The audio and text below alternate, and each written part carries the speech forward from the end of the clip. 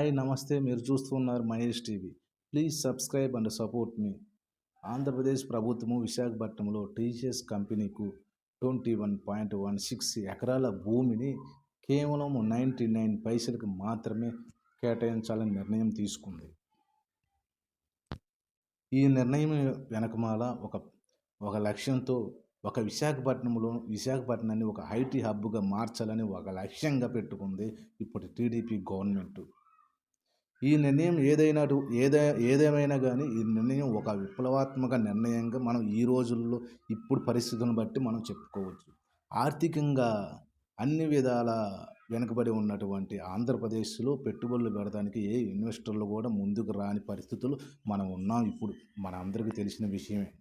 ఇక్కడ పెట్టుబడులు పెట్టాలన్నా ఎన్నో విధాలుగా ఆలోచించి కూడా వెనక్కి వెళుతున్నారు. ఇక్కడ కాకపోతే వేరే రాష్ట్రంలో పెడితే మనకి ఇబ్బంది ఉండదని తలుచుకొని వాళ్ళు వేరే పొరుగు రాష్ట్రాల్లో పెట్టుబడులు పెడతానికి కూడా వెళ్తున్నారు. మన రాష్ట్రంలోనే ఇన్వెస్టర్లు మన రాష్ట్రంలోనే పెట్టుబడులు పెడతానికి వెనకడుగు వేస్తున్న పరిస్థితుల్లో మనం ఉన్నాం.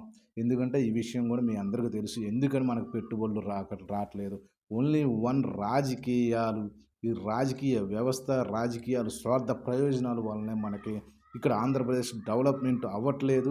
ఆంధ్రప్రదేశ్లో పెట్టుబడులు పెడడానికి కూడా ఇన్వెస్టర్లు భయపడుతుంది కూడా రాజకీయాల వలనే. రాజకీయ నాయకులు స్వార్థ ప్రయోజనాల వల్లనే అని మన అందరికీ తెలుసు. కానీ దాన్ని మనం మార్చాలంటే సామాన్యులు ఎవరు మార్చలేరు. అది మన అందరికీ తెలిసిన విషయమే.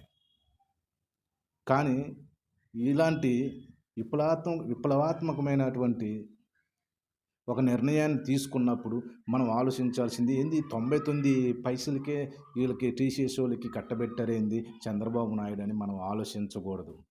మనం ఆలోచించాల్సింది ఇప్పుడు ఈ పరిస్థితుల్లో మనం ఆలోచించవలసింది ఇది ఒక మంచి నిర్ణయంగా మనం అందరూ కూడా తీసుకోవాల్సింది అవసరం మనకు ఎంతైనా ఉంది.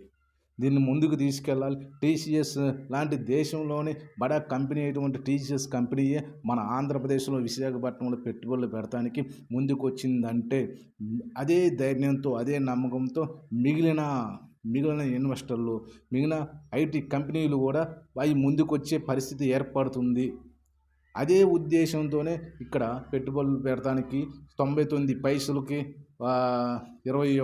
99 పైసలకి 21.16 ఎకరాల భూమిని అప్పగించింది కూడా ఈ బేసిక్ వాళ్ళని అని మనందరికీ తెలుసుకోవాలి మనందరం కూడా.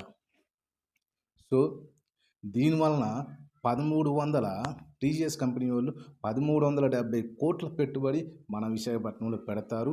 అదేవిధంగా 10,000 ఐటీ ఉద్యోగాలని ఏర్పాటు చేస్తారు.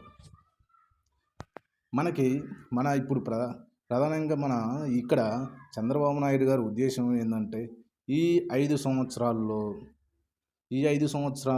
2 లక్షల ఐటీ ఉద్యోగాలని ఏర్పాటు చేసే లక్ష్యంతో వాళ్ళు ముందరకు వెళ్తున్నారు. ఈ బడా కంపెనీ టీసీఎస్ బడా కంపెనీ లాంటి వాళ్ళే పెట్టుబడులు పెడితే మిగిలిన ఐటీ కంపెనీలు కూడా వస్తాయి.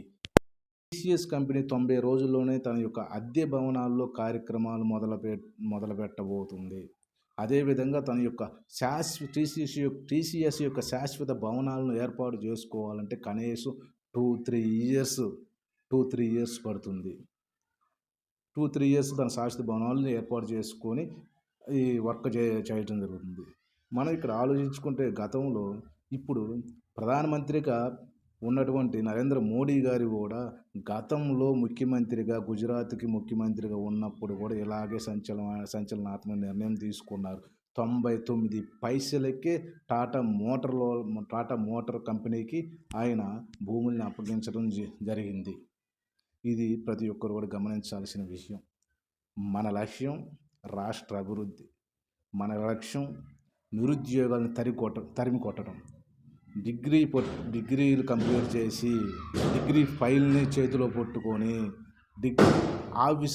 పొరుగు రాష్ట్రాలు వెళ్ళి ఆఫీసులంబటి తిరిగి ఇబ్బందులు పడే నిరుద్యోగులకి ఇలాంటి విప్లవాత్మకమైన మార్పులు వస్తే, ఇలాంటి నిర్ణయాలు తీసుకుంటే అన్ని బడా కంపెనీలు కూడా మన రాష్ట్రానికి వచ్చి పెట్టుబడులు పెడతాయి.